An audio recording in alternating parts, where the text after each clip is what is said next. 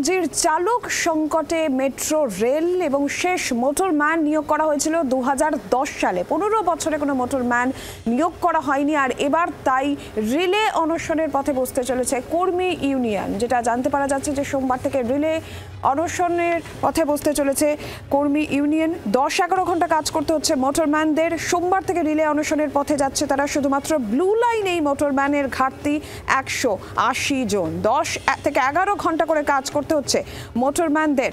বেনজির এই চালক সংকটে কলকাতা মেট্রো রেল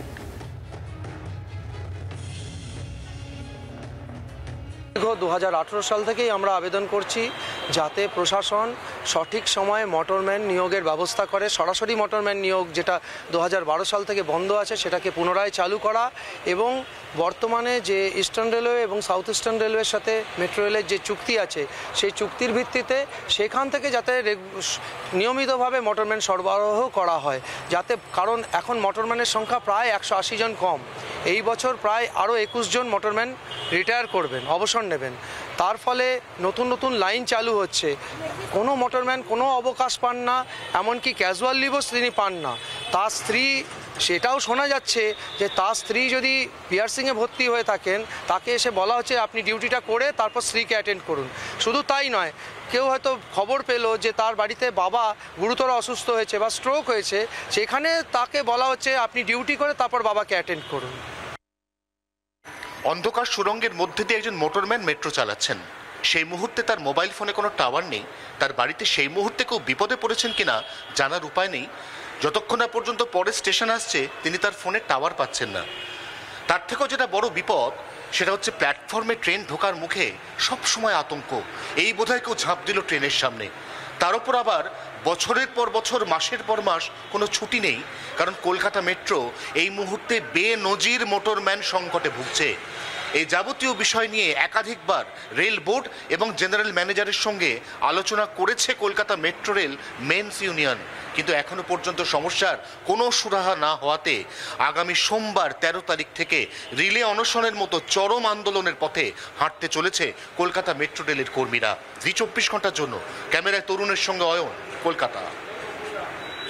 কিন্তু এর মধ্যেই মেট্রো কর্তৃপক্ষের দাবি যে মানসিক চাপ সব পেশাতেই থাকে, মেট্রো চালকদেরও রয়েছে, আর তার জন্য মোটরম্যান নিয়োগ নয়, পরিবারের সদস্যদের কাউন্সেলিং করানোর প্রতিশ্রুতি দেওয়া হচ্ছে। আমরা এই বিষয় নিয়ে অয়নের কাছে যাব।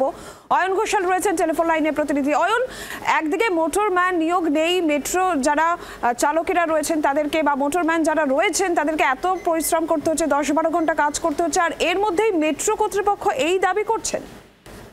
অবশ্যই তাই, কারণ মেট্রো কর্তৃপক্ষের বক্তব্য হচ্ছে যে সমস্যাটা হচ্ছে সেটা সাময়িক। প্রথম কথা, মেট্রো নিয়োগের ব্যাপারে যে নিয়োগটা 2010 সাল থেকে আটকে রয়েছে বলে মেট্রো কর্মী ইউনিয়ন জানাচ্ছে, তার পরিপ্রেক্ষিতে মেট্রো দাবি করছে যে নিয়োগের ক্ষেত্রে কয়েকটি সামান্য টেকনিক্যাল সমস্যা রয়েছে। তারপর নিয়োগ করতে বা অন্য রেল বোর্ড থেকে সরাসরি মোটরম্যান আনতেও কোনো বাধা নেই। তার থেকেও যেটা গুরুত্বপূর্ণ বিষয় সেটা হচ্ছে ভবিষ্যতে, অর্থাৎ আগামী 2 বছর পর থেকে কলকাতা মেট্রোয় যে কোনো একটি রেকে 2 দিকে 2 জন মোটরম্যান রাখার প্রয়োজনীয়তাই পড়বে না। রেকগুলি এমনভাবে ডিজাইন করা হয়েছে, ডালিয়ান সহ অন্যান্য রেক, এবং সেক্ষেত্রে এমনিতেই প্রতি মেট্রো পিছু মোটরম্যানের সংখ্যা কমে যাবে। ফলে একজনকে অতিরিক্ত কাজ করতে হচ্ছে, তার যে চাপ, এই চাপটা আগামী 1.5-2 বছরের মধ্যে অনেকটাই কমে যাবে। এবং আরো যে চাপের ব্যাপার রয়েছে, মানসিক চাপ, এই চাপের ক্ষেত্রে শুধুমাত্র মোটরম্যান নন, তাদের স্ত্রী, পরিবার, তাদের সঙ্গে যৌথ কাউন্সেলিং করছে মেট্রো কর্তৃপক্ষ, যাতে শুধুমাত্র কাজের পরিসর নয়, তার বাইরেও একটা খুব মানসিক চাঙ্গা অবস্থায় থাকতে পারেন মেট্রোর মোটরম্যানরা। আপাতত এইভাবেই এই গোটা পরিস্থিতি সামাল দেওয়া দাওয়াই বাতলেছে মেট্রো কর্তৃপক্ষ। ধন্যবাদ অয়ন।